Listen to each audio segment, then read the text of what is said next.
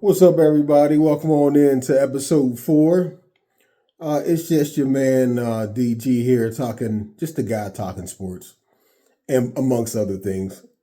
That's actually what I should retitle the podcast. Is just a guy talking sports, amongst other things. Man, another busy Saturday of college football. Love the sport, man. Love the passion. Love the pageantry. Love the passion that these kids play for, and so glad that they're finally getting paid like the true professionals that they are. Um, so the day started off with high noon kickoff on Fox TV. You had number 4 Bama taking on Wisconsin in Madison, and Alabama showed just why the SEC still remains king amongst college football powers. I mean, the game started off kind of nip and tuck, and then Bama just showed, man, who they are. Didn't miss a beat. It still looks like Saban is coaching them. Just took Wisconsin apart.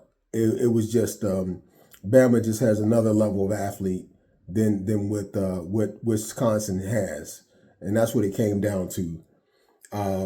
High noon kickoff. Wisconsin really looked like they belong with Bama throughout the first quarter.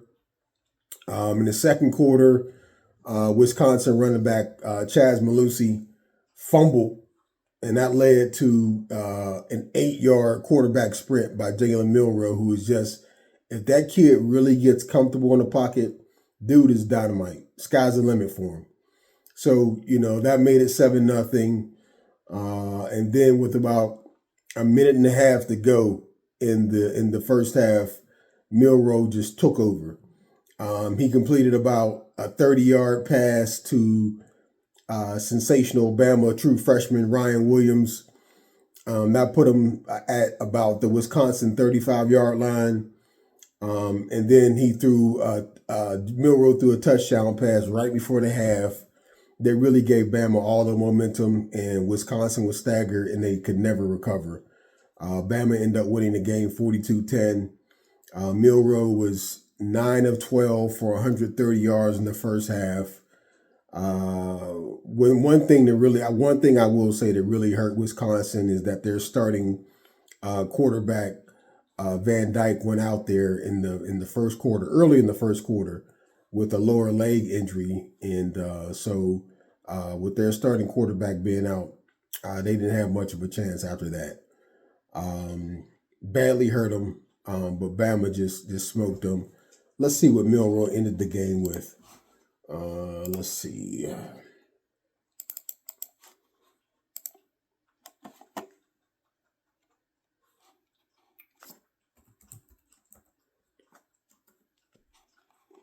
Jalen Milroe.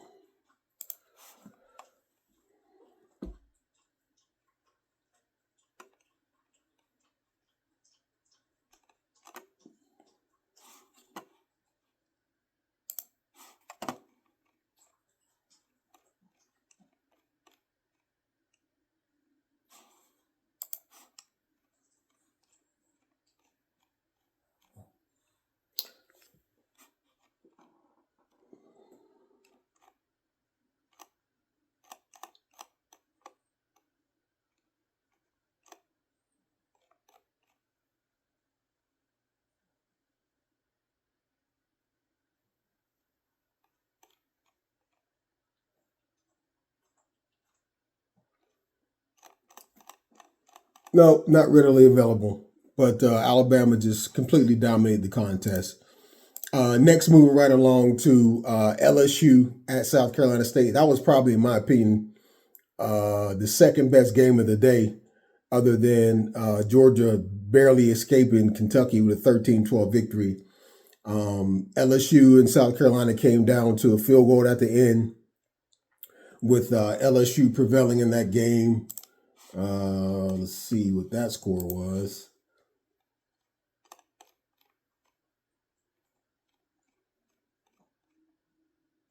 LSU 36, South Carolina 33. I actually think that South Carolina would have won the game had their sensational freshman quarterback Sellers not went out. because dude is a true dual threat quarterback. He had like a 75-yard touchdown run, but he suffered a tweaked ankle and he was never the same. So South Carolina's backup QB came in, and I mean he got him in a position to win, but the kid just missed the kick. But it was a festive environment down at Columbia, South Carolina, William Bright Stadium. Game day was in the house.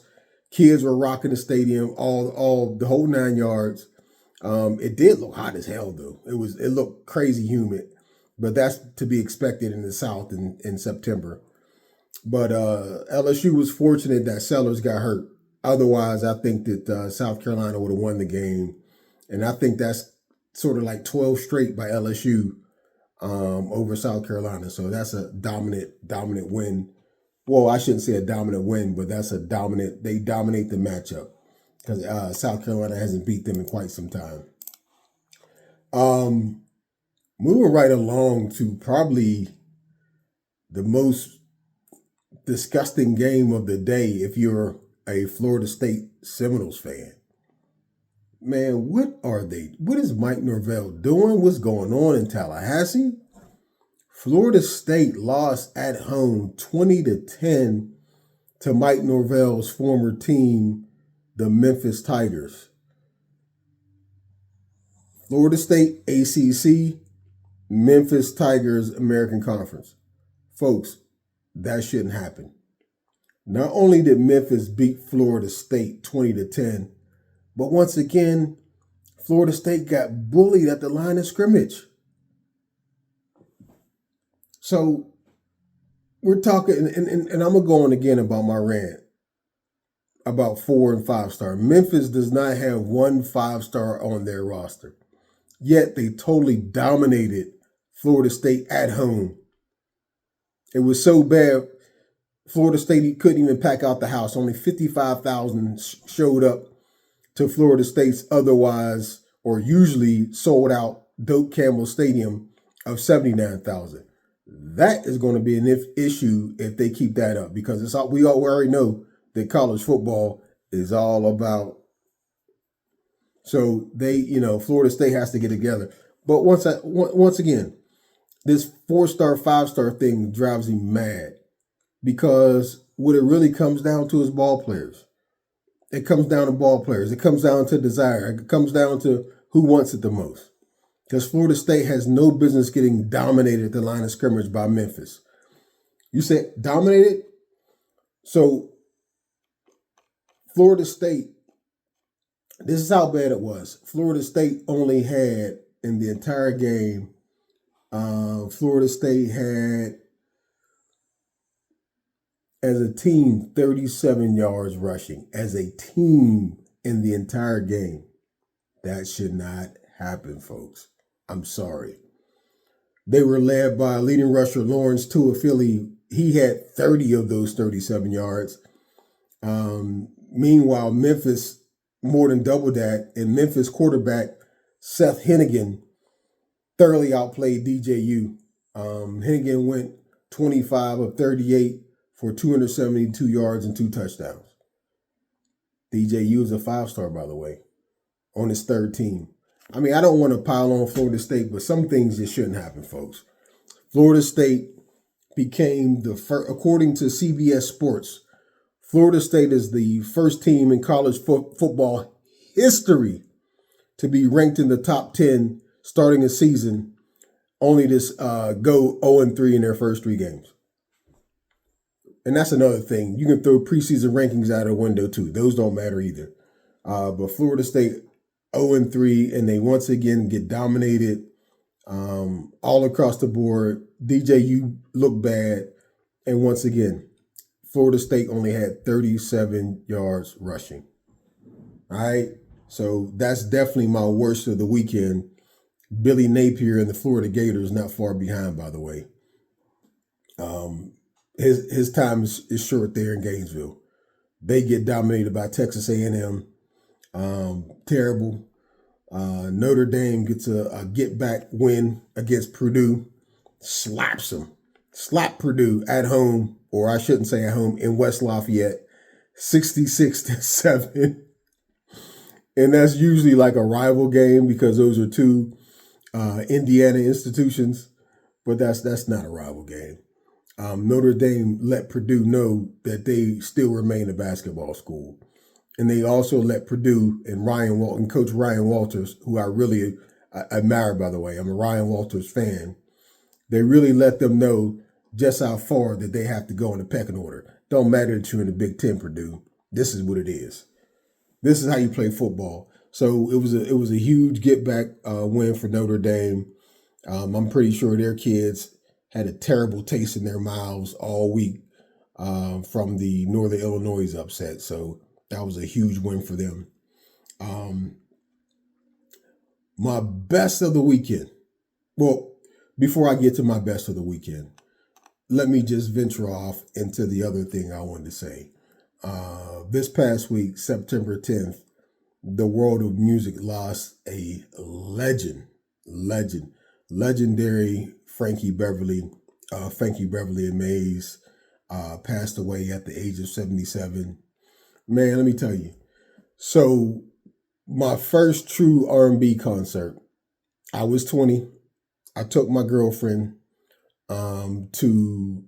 it was billed as an Anita Baker concert. And Frankie Beverly and Mays were just on the billing. And I had no clue at the time who Frankie Beverly and Mays were. I was a huge Anita Baker fan, always loved Anita. That little short haircut and the voice and the whole 9 yards. I love me some Anita Baker. Woo! But Frankie Beverly and Mays came out. And when I was telling my uncle that I asked him, like, who is Mays? He looked at me like, what? I didn't know. But after that concert, man, I turned into a lifelong fan. I downloaded everything that Frankie Beverly made.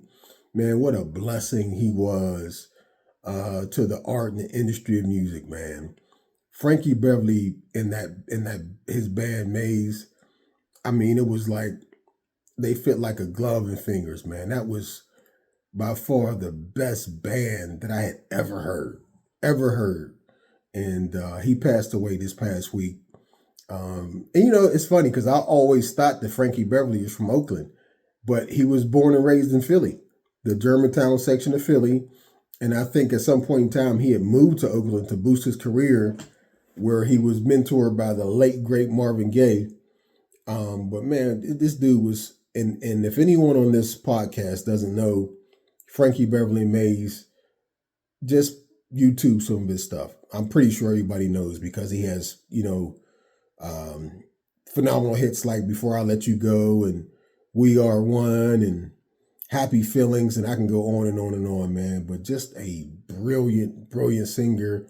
And, Frankie left it all on the field, man. The guy performed, I think, right up to his death. I think he just retired like maybe 2 or 3 months ago. I don't know if he was sick or what, but he was just a brilliant singer and songwriter. And if you ever attended the Essence Festival in New Orleans, it was basically the Frankie Beverly and Mays Festival. I mean, they took it over every year, and he is certainly going to be missed. But his music will live on. Rest in peace, Mr. Beverly. Now, getting to my best of the weekend, I have to give that game ball to the boys from Macon, Georgia, the Mercer Bears. Folks, if you want to see some defense being played, I know it's at the FCS level, Division I AA for old heads like me. Man, the Mercer Bears are playing ball down there in Macon, Georgia. So I don't know if anyone had any expectations of Mercer this year. They lost their entire coaching staff. Their former coach, Drew Cronick, he was hired as the offensive coordinator at Navy. They lost their defensive coordinator, Joel Taylor, who's now at the University of West Georgia. They lost their entire staff. They turned the entire staff over, probably with the exception of their strength and conditioning coach. But Mike Jacobs was hired from Lenoir-Rhyne. And if you don't know the name Mike Jacobs, you will soon. Mike Jacobs is a former Ohio State offensive lineman who played ball under John Cooper and Jim Tressel. So he knows a little something about winning games. Mike Jacobs has one of the highest current active coaching winning percentages at just under 80%. The guy has won at NAIA. He had Lenore Ryan constantly making it deep into the Division II playoffs and knocking on a door for a D2 championship. And now this is his first year at Mercer. And man, these guys, and let me look up his defensive coordinator, give him some love too, because the defensive coordinator came down from Youngstown State. And this brother is killing it. Let's see the D coordinator here. Mercer's defensive coordinator, Jamal Brown. Congrats, coach. You guys are doing the damn thing, man.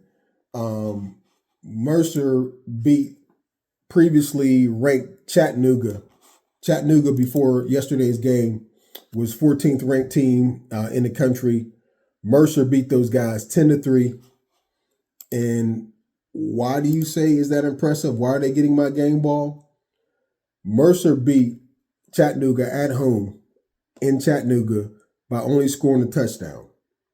But what's even more dominant is that they only allowed Chattanooga 19 yards rushing for the entire game. So for the season, folks, right? This is for the season. Now, Mercer started off beating Presbyterian 69-10 in the first game. 66-10. And then they beat Bethune-Cookman 33-2. And then they beat Chattanooga just yesterday 10-3. In those three games, Mercer is only allowing 13.6 yards rushing per game, which is best in the country by far. 13.6 per game. If you only allow 13.6 yards a game, that means that you're making your opponent one-dimensional and you are going to win a lot of football games. And unlike Florida State, Mercer is dominating the line of scrimmage. That's why they're winning ball games by only scoring a touchdown. It's very rare that you can beat a quality opponent like Chattanooga, who was ranked 14th at their place, by only scoring one touchdown. So hats off to the Mercer Bears and Mike Jacobs. You guys are thoroughly getting it done. Well, gang, that's all I had for episode 4. Please subscribe so we can, continue pumping out or attempting to at least pump out great content. Thank you for sticking with me. Enjoyed you. God bless until next time. Peace.